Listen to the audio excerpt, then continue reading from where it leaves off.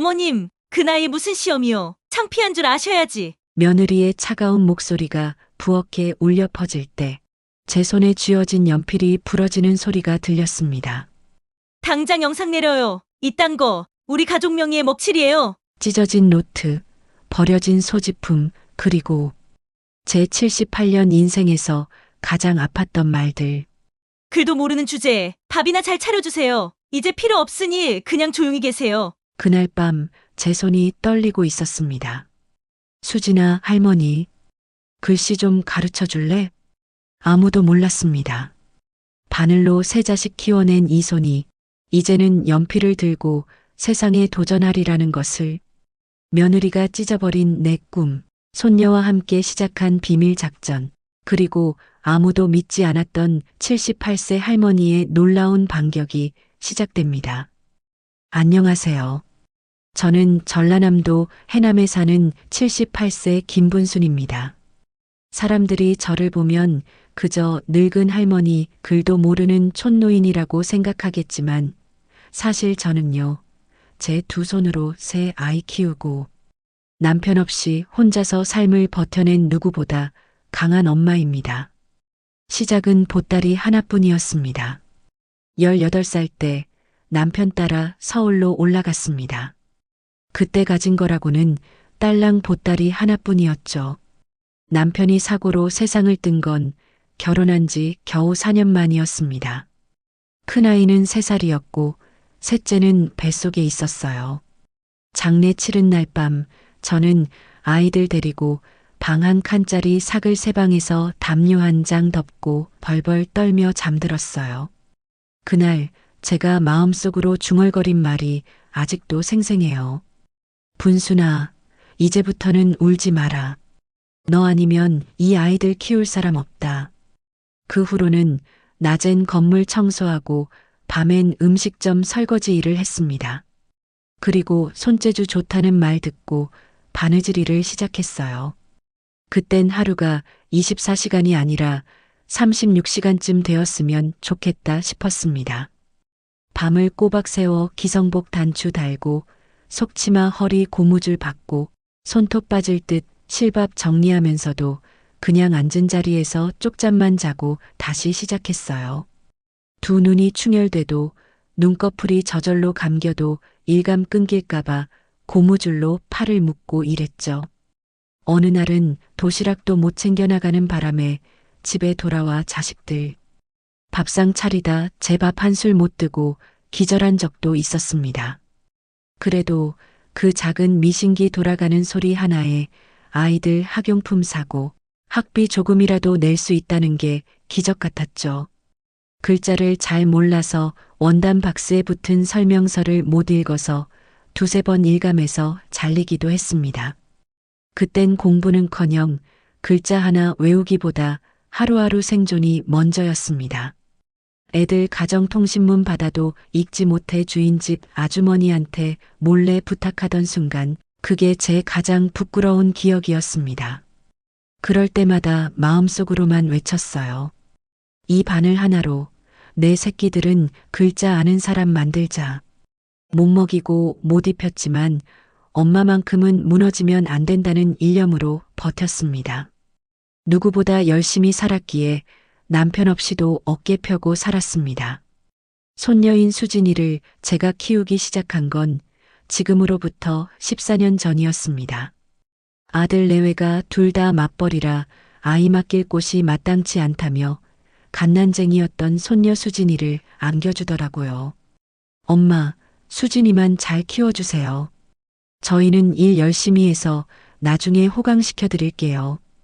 그렇게 시작된 건 손녀를 돌보는 하루하루였지만 사실 저에겐 그게 인생의 두 번째 봄이었어요. 조망만한 손으로 제 손가락을 꼭 쥐던 수진이 밤마다 제 옆에서 콜콜 잠들던 아이의 숨소리가 제 유일한 위로였죠. 유모차 밀며 시장 한 바퀴 돌고 배추전 부치며 아이 간식 챙기고 짧은 한글 동화책을 들고 어설프게 그림 설명만 해주던 날들. 저는 그를 몰랐지만 수진이를 품에 안고 있으면 세상 누구보다 똑똑해진 것 같았어요. 수진이 6살 무렵 오랜만에 바느질 틀을 꺼냈습니다. 곰돌이 술을 손으로 하나하나 놓고 초록색 꽃무늬 원단에 레이스를 손바느질로 달았습니다. 밤새 눈 비비며 만들어서 완성된 옷을 입혀보니 우리 수진이가 세상에서 제일 예쁜 인형 같았어요. 할머니가 만들어준 거야? 너무 이쁘다. 공주님 옷 같아. 그 옷을 입은 수진이는 유치원에서도 선생님과 친구들한테 할머니가 만들어줬다며 자랑을 했죠. 또 기억나는 일이 하나 있네요. 수진이 초등학생 때 수진이가 감기에 걸려 밖에 나가지 못해 답답해 하길래 털실을 꺼내서 예쁜 분홍색 목도리를 짜서 목에 둘러줬어요. 수진이는 할머니 이거 나 결혼할 때도 갖고 갈 거야 라며 잘 때도 목도리를 하고 잤죠. 가슴이 뭉클해서 그날 밤 혼자 베개를 적셨습니다. 그 아이가 자라서도 할머니가 만든 목도리를 추운 날마다 꺼내 둘렀으면 좋겠다는 마음이었습니다. 그 아이가 이제 중학생이 되었습니다. 언제 이렇게 자랐나 볼 때마다 가슴이 뭉클합니다. 하지만 아이가 크면서 상황은 조금씩 달라지기 시작했어요. 며느리는 점점 저를 가사도우미처럼 대하기 시작했고 아들은 뭐랄까 그냥 무덤덤 그 자체였습니다. 엄마 요즘 수진이도 크고 하니까 어머니는 그냥 편하게 계세요. 겉으론 공손하지만 속으론 제가 이제 필요 없어졌다는 말 같았습니다. 가끔은 밥상머리에서 며느리가 이런 말을 하더라고요. 어머니, 지금 시대에 누가 바느질을 해요? 애한테도 너무 옛날 이야기만 들려주지 마세요. 저는 그저 고개를 끄덕였습니다. 그래요. 옛날 사람은 옛날처럼 조용히 있어야겠지요. 그래도 수진이는 달랐어요. 학교 다녀오면 항상 제 무릎에 기대어 말하곤 했죠. 할머니, 오늘 학교에서 친구들이 할머니랑 산다고 부러워했어요. 전 할머니랑 살아서 좋아요. 학교 발표도 다 할머니 옛날 얘기했어요. 그 말을 들을 때마다 눈물이 핑 돌았어요. 그렇게 하루하루를 살아가며 제 마음속엔 작은 바람이 하나 생겼습니다. 나도 글자를 알았더라면 수진이랑 같이 책도 읽고 편지도 써줄 수 있었을 텐데. 하지만 그건 어디까지나 마음뿐이었죠. 이 나이에 뭘 배우겠어요. 손도 떨리고 눈도 침침한데. 그런데 어느 날이었습니다. 그 조용했던 일상에 아주 큰 금이 가기 시작했습니다. 2023년 추석. 온 가족이 다 모인 날이었어요. 오랜만에 수진이 부모도 일찍 내려오고 시내에서 제법 유명한 한정식 집에 예약을 해놨다더군요. 며느리는 저보다 훨씬 앞서 걸어가면서 말했습니다. 어머니, 오늘은 제가 모시는 거예요. 밥상에 앉자마자 며느리는 핸드폰을 들더니 유튜브를 보여주더라고요. 어머님, 요즘 이런 영상 유행이에요. 집밥 레시피라 해놓고 진짜 가짜 분간도 안 되는 거 있죠.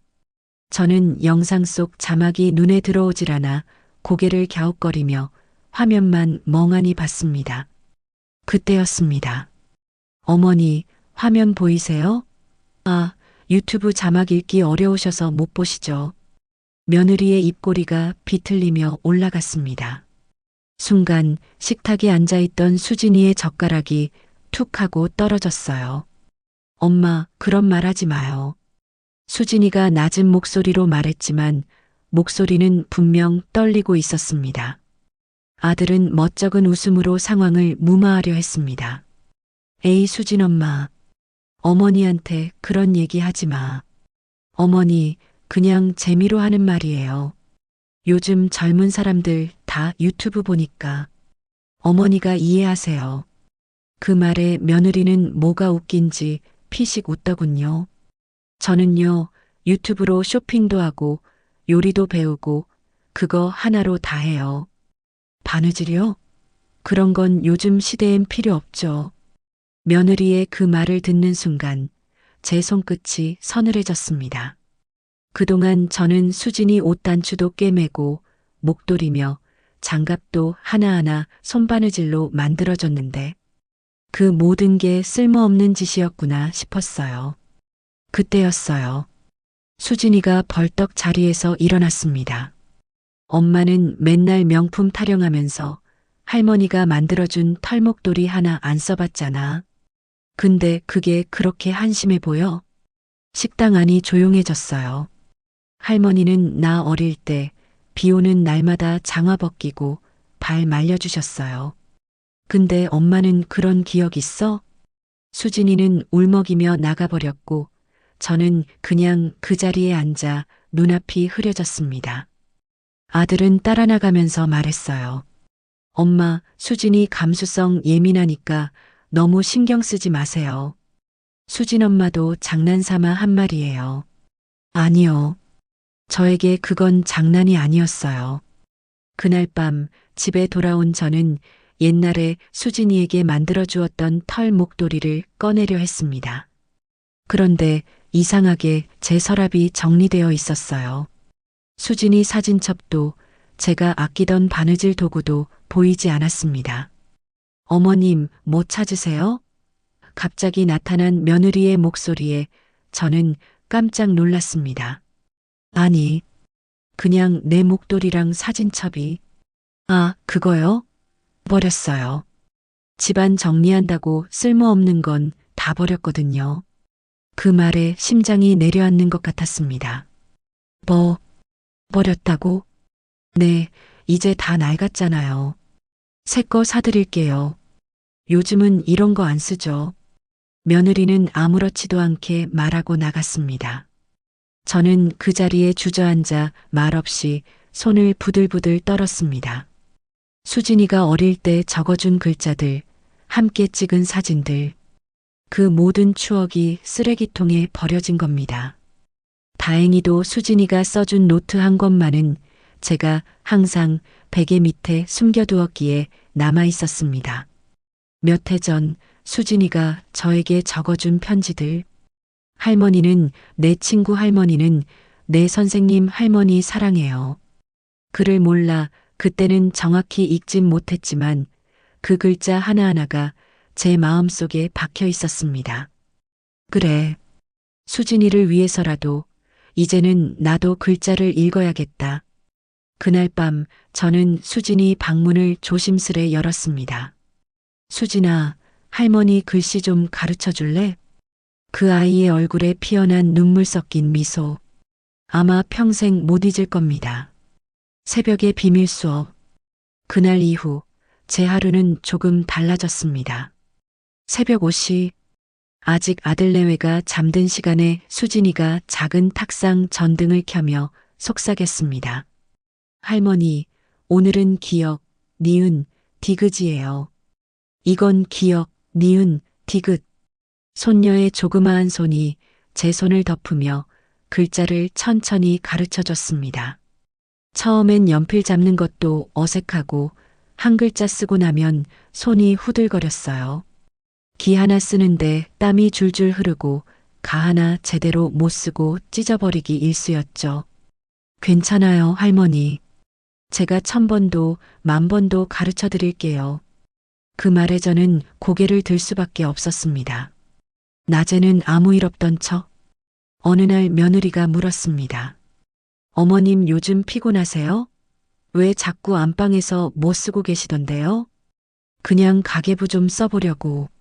어머님이요? 가계부요? 어머나 세상에. 그 비웃음 소리 지금도 귓가에 울립니다. 그날 저녁 식탁에 앉아 있는데 수진이가 밥 먹다 말고 종이를 꺼냈어요. 할머니가 오늘 쓴 글씨예요. 수진 사랑해요라고 쓰셨어요. 저는 깜짝 놀라서 손으로 입을 가렸죠.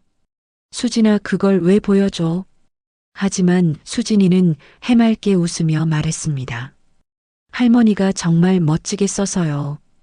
그때 며느리가 젓가락을 툭 놓으며 말했어요. 어머님, 진짜로 글씨 배우세요? 그 나이에 왜요? 뭐 하시게요? 저는 뭐라고 말도 못했습니다. 요즘은요, 글 몰라도 돼요. 말로 다 되거든요. 유튜브 틀면 다 나오는데 굳이 손 떨리면서 글씨를 왜 배우세요? 저는 그저 수저만 만지작거리며 조용히 고개를 숙였습니다. 수진이가 울컥한 얼굴로 입을 열었어요. 엄마, 할머니는 지금 제 이름 하나하나 정성껏 쓰세요. 그리고 컴퓨터보다 따뜻하신 분이에요.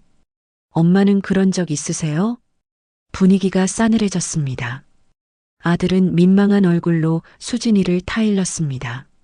수진아, 밥 먹다 그런 말은. 아빠는 그냥 조용히 계세요. 그날 밤 며느리는 제 방문 앞에 서서 말했어요. 어머님, 이러시면 곤란해요.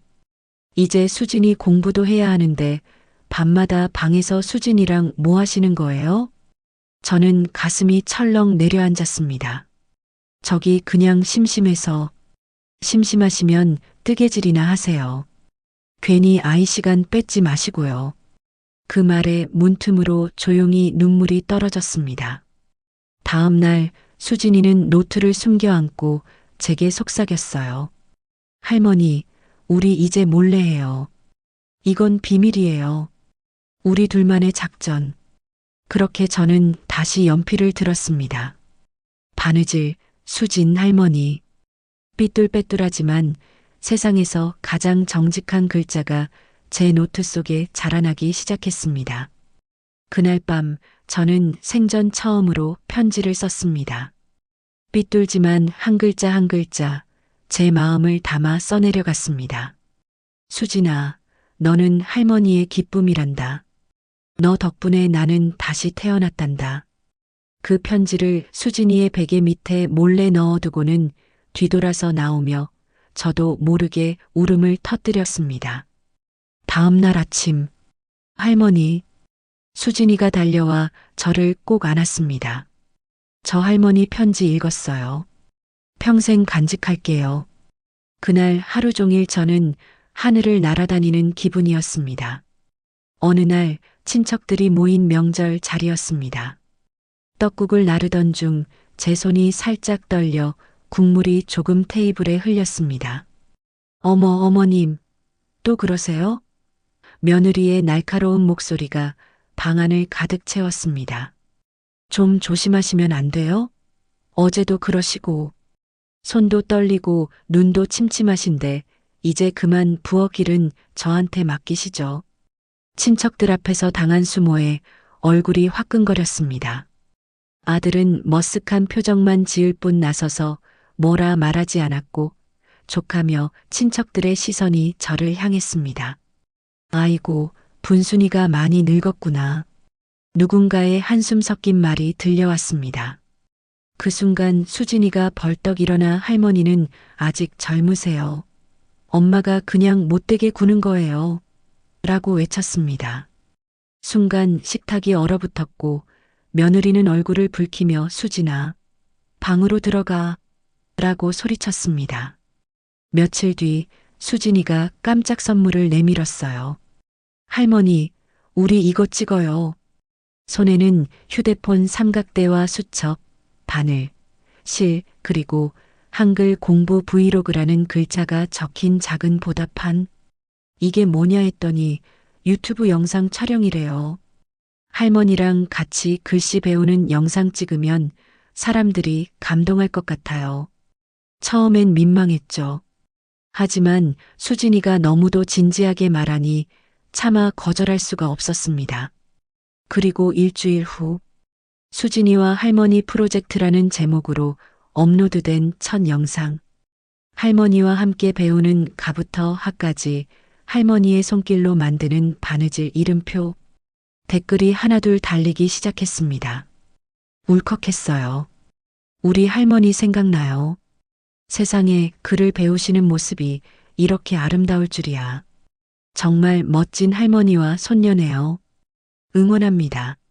수진이가 소리쳤습니다. 할머니, 이거 봐요. 벌써 2,000명이나 봤어요. 그때 제 가슴에선 평생 한 번도 받아보지 못한 박수 소리가 들리는 것 같았습니다. 하지만 평화는 오래가지 않았습니다. 며칠 후 식탁에서 아들이 묻더군요. 엄마, 유튜브 영상 올리셨어요? 저는 아무 말도 못하고 수진이만 바라봤습니다. 수진이가 조심스레 말했죠. 제가 찍은 거예요. 할머니랑 저랑 같이 하는 거예요. 그때 며느리가 숟가락을 내려놓으며 말했습니다. 아니, 그럼 이젠 공개적으로 우리 가족 망신까지 시키겠다는 거야? 아니, 무슨 망신이에요? 수진이가 자리에서 일어섰습니다. 할머니는 아무 잘못 없어요.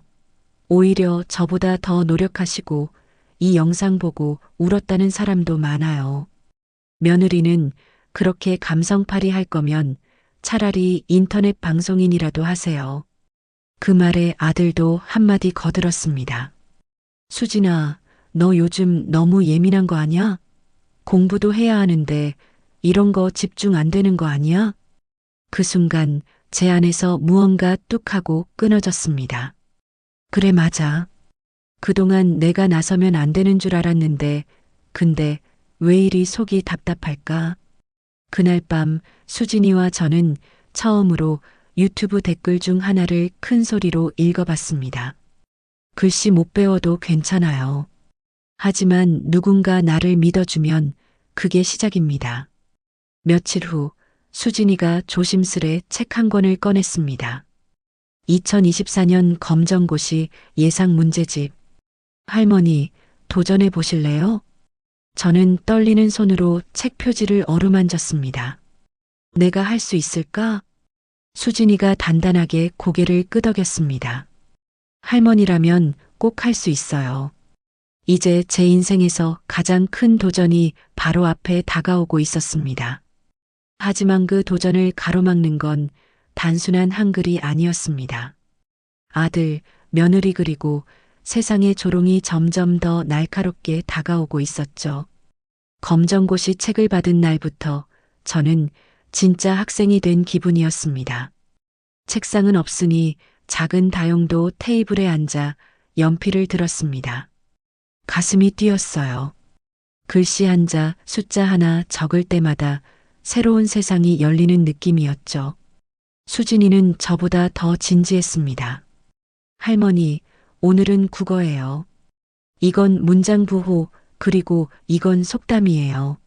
속담이라 낱말은 새가 듣고 반말은 쥐가 듣는다. 맞지? 와, 할머니 대박. 서로 하이파이브도 했어요. 정말 저도 몰랐어요. 나라는 사람이 이렇게 웃을 수 있다는 걸. 며느리가 어느 날 식탁에 앉아 묻더군요. 어머님, 요즘 공부하신다면서요? 그래. 수진이 덕분에 조금씩. 검정고시 준비까지 하신다면서요? 순간 숟가락질 하던 아들도 눈을 동그랗게 뜨더군요. 엄마, 진짜예요? 그건 좀 과한 거 아니야? 그냥 내 마음이 그래.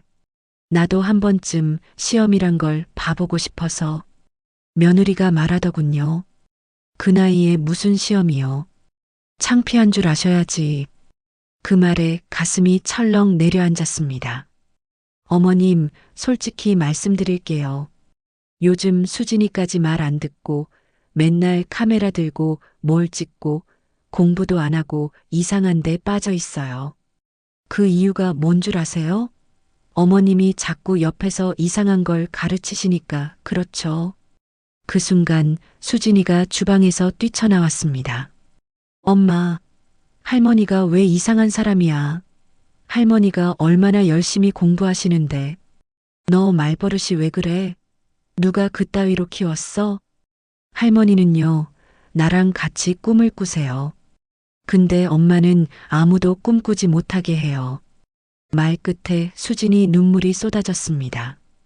저는 아무 말도 못하고 미안한 마음에 그 아이의 어깨를 감싸 안을 뿐이었죠. 그날 밤 며느리는 제 방에 와 말했습니다. 어머님, 솔직히 불편해요. 우리 애까지 이상해졌고요. 그냥 예전처럼 조용히 지내주세요. 부탁드려요. 그리고 다음 날 아침, 재채기며 노트며 다 치우고 없었습니다. 다용도 테이블 위엔 쪼개진 연필 한 자루만 놓여 있었습니다. 저는 아무 말도 하지 않았습니다. 그저 수진이를 보며 웃어 보였죠. 괜찮다. 다시 할 수 있다. 하지만 속으로는 눈물이 한 방울, 두 방울 글자 위로 떨어지고 있었습니다. 이제 이 싸움은 단순한 시험이 아니었습니다. 존엄의 문제였고 존재의 이유를 증명하는 싸움이었어요. 며칠이 지났습니다. 저는 다시 연필을 깎았습니다. 찢긴 노트, 부러진 연필, 괜찮아. 다시 시작하면 돼. 수진이는 더 단단해졌습니다. 할머니, 우리 독서실 다녀와요. 여기 근처에 어르신도 환영하는 곳 있어요. 우리는 몰래 외출했죠. 수진이가 만든 필통에 볼펜, 형광펜, 수정 테이프 제 평생 처음 보는 공부도구들이 가득했습니다. 그날부터 매일 2시간씩 수진이는 저만을 위한 선생님이 되었습니다. 수진아, 너 가방 어디 뒀니? 수진이가 학교 준비를 하며 허둥지둥 찾고 있었습니다. 할머니랑 어제 숙제했던 거 다 넣었는데. 아, 그거 내가 싹 비워서 다시 챙겼어. 할머니가 챙겨준 건 다 빼버렸어. 며느리가 새 배낭을 내밀었습니다. 왜요? 할머니가 도와주신 건데. 그러게 말했잖아. 할머니한테 숙제 도움 받지 말라고. 선생님이 물어보면 뭐라고 할 거야? 글도 모르는 할머니가 도와줬다고? 수진이의 눈에 눈물이 고였습니다. 저는 부엌 모퉁이에 서서 그 모습을 지켜볼 수밖에 없었습니다. 그날 이후로 며느리는 수진이의 방문을 밤마다 잠가버렸고 수진이와 저는 몰래 메모지를 주고받는 것으로 대화를 이어갔습니다. 동네 경로당에서 복지사가 찾아와 노래를 가르쳐주는 날이었습니다. 저도 참여하려고 조용히 뒷자리에 앉았죠. 어머, 분순 씨? 여기는 무슨 일로? 박 회장님이 큰 소리로 물었습니다. 그냥 저도 같이 배우려고요. 아이고, 당신은 글도 모르는데 이런 건 어떻게 따라해? 앉아서 구경이나 해. 모두가 듣는 앞에서 그 말을 듣자 얼굴이 화끈거렸습니다. 저기요. 저도 할 수 있는데. 에이, 그냥 자리나 비켜줘. 뒤에 사람들 안 보여. 결국 저는 뒷문으로 살그머니 나왔습니다. 경로당 창문 너머로 웃고 떠드는 사람들을 바라보며 혼자 돌아오는 길, 그렇게 외롭고 서러운 적이 없었습니다. 유튜브 구독자 수는 어느새 10,000명을 넘겼고 할머니 검정고시 도전기 영상이 폭발적으로 조회되고 있었습니다. 그걸 본 아들은 눈을 부라렸습니다. 이제 완전히 공개 망신을 시키는 거야? 엄마, 도대체 왜 이러세요? 이거 다 수진이 앞길 망치는 짓이라고요. 우리 딸이 공부 그만두고 영상 편집자라도 시키게요? 며느리는 소리쳤습니다. 당장 영상 내려요. 이딴 거 우리 가족 명예의 먹칠이에요. 그 순간 저도 모르게 손에 쥔 젓가락이 딱 하고 부러졌습니다. 됐어. 이제 나도 한마디는 해야겠다. 수진 엄마야, 너는 내가 그냥 밥 해주는 사람, 집 치워주는 사람, 잔소리 안 하고 입 다물면 좋은 그런 존재였겠지. 근데 나도 사람이다. 그리고 이 집은 내 이름이다. 너희 둘이 집값 보태준 거 아니잖니. 순간 며느리의 눈이 동그래졌습니다. 아들도 말문이 막혔는지 조용해졌고요. 수진이는 내가 키운 내 핏줄이야. 내가 뭘 배운다고, 누가 욕한다고 해도 그 애만큼은 나를 믿어줘. 그리고 주머니에서 꺼낸 한 장의 종이. 초졸 검정고시 접수 확인서. 나 시험 칠 거다. 다음 달 6일. 광주교육지원청에서. 수진이는 내 조력자고 며느리 넌 이제부터 방해하지 마. 이 집은 내가 번 돈으로 지은 거고 내가 살아온 인생이야. 수진이가 제 손을 꼭 잡았습니다. 할머니 진짜 짱 멋있어요. 저는 조용히 고개를 끄덕였습니다. 그날 밤 수진이는 카메라를 켜고 말했어요. 여러분, 저희 할머니는 포기하지 않으셨어요.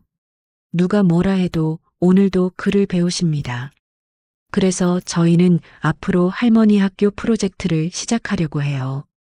단 한 사람이라도 늦었다고 느끼는 어르신이 있다면 할머니처럼 다시 시작해 보셨으면 좋겠어요. 댓글이 폭주하기 시작했습니다. 할머니 응원해요. 진짜 울었어요. 저희 엄마도 같이 공부하겠다고 하셨어요. 이게 진짜 가족이죠. 그리고 어느 날 구청에서 전화가 왔습니다. 김분순 어르신 맞으시죠?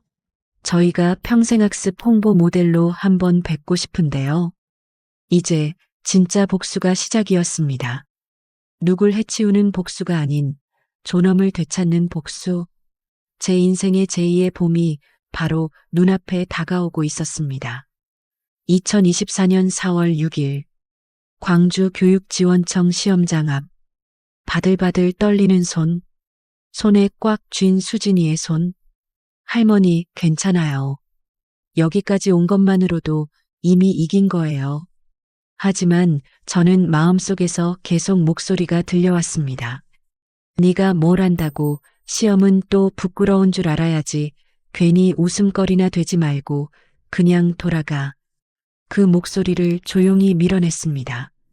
그래, 오늘은 내 삶의 자존심을 증명하는 날이다. 시험지가 앞에 놓였습니다.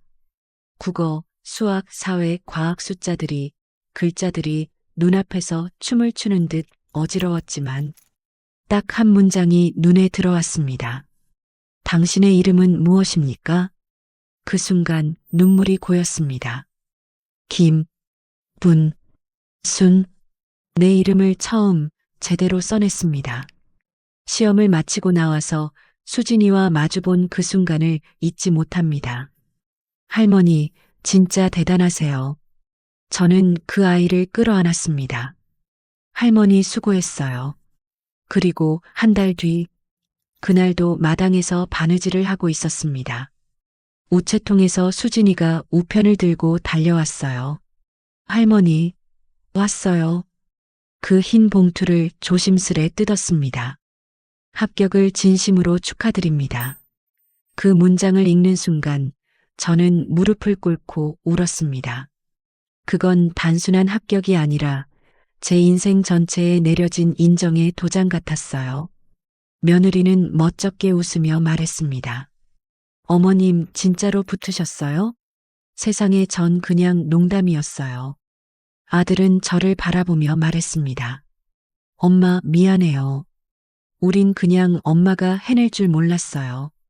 저는 대답 대신 수진이 손을 꼭 잡았습니다. 이 아이는 알고 있었습니다. 처음부터요. 그 후 구청에서 초청이 왔습니다. 광주 평생학습 대표 어르신 연사로 작은 무대에 섰습니다. 여러분, 저는 그를 몰랐습니다. 근데 제 손녀가 제 손을 잡아줬습니다. 글자 하나 배우는 게 부끄러운 일이 아니라는 걸 이제는 알았습니다. 늦었다고 생각되는 그 순간이 가장 빠른 시작입니다. 영상은 100만 조회수를 넘겼고 저는 이제 마을회관에서 한글 공부 봉사를 하고 있습니다. 그리고 수진이는 할머니, 저 글짓기 대회 나갔는데요. 주제는요. 나의 영웅은 바느질하는 김분순 할머니였어요.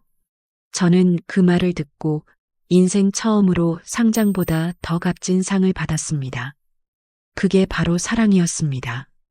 요즘 제 하루는 참 분주합니다. 월요일엔 동네 경로당에서 한글 수업, 수요일엔 구청 문화센터에서 늦깎이 공부방 봉사, 토요일엔 수진이랑 카페에 앉아 독서 모임을 합니다. 할머니, 요즘 진짜 인기인이에요. 수진이가 장난스레 말하면 저는 민망한 듯 웃으며 말하죠. 다 너 덕분이지. 내가 글을 배우게 될 줄이야. 글씨는 아직도 예쁘지 않습니다. 줄 맞추기도 어렵고 맞춤법도 자꾸 틀리지만 나도 할 수 있다는 그 마음 하나로 살아갑니다. 한 번은 동네 슈퍼 사장님이 말했어요. 분순 씨는 어쩌면 인생이 반전 드라마 같아. 요즘 우리 마누라도 공부 시작했다오. 또 다른 어르신은 말했죠. 나도 배워볼까? 그려, 나도 내 이름 정도는 쓸 줄 알아야지. 며느리와 아들과의 관계도 조금씩 바뀌고 있습니다. 이젠 식사할 때면 어머님, 오늘 한글 교실 가셨어요? 우리 수진이도 할머니 덕분에 요즘 눈빛이 달라졌어요. 서툰 칭찬이지만 그 안에서 진심이 묻어나는 걸 느낍니다. 그리고 수진이는 요즘 장래희망이 바뀌었습니다. 할머니, 저 사회복지사 될래요. 공부하고 싶어도 못하는 사람들 제가 도울 거예요. 할머니처럼 다시 일어나는 사람 더 많아졌으면 좋겠어요. 그 말을 들었을 때 제 가슴은 벅차올라서 아무 말도 할 수 없었습니다. 저는 이제 매일 밤 혼자 일기장에 글을 씁니다. 삐뚤빼뚤한 글씨지만 감사합니다라는 말은 누구보다 정성껏 씁니다. 사랑하는 수진아, 할머니는 너 덕분에 세상을 다시 배웠단다. 혹시 여러분도 저처럼 글자를 몰라 외롭고 부끄러우셨던 적 있으신가요? 혹은 가족 중 누군가에게 무심코 이 나이에 뭘 해요라는 말을 해보신 적 있나요? 부디 기억해 주세요. 늦었다고 느끼는 그 순간 누군가의 손이 되어줄 수 있는 건 바로 여러분입니다. 저처럼요. 오늘 저의 사연이 여러분 마음에 울림이 있었다면 좋아요와 구독, 그리고 댓글로 여러분의 생각도 들려주세요. 댓글창이 여러분들의 지혜로운 수다방이 되길 바랍니다. 감사합니다.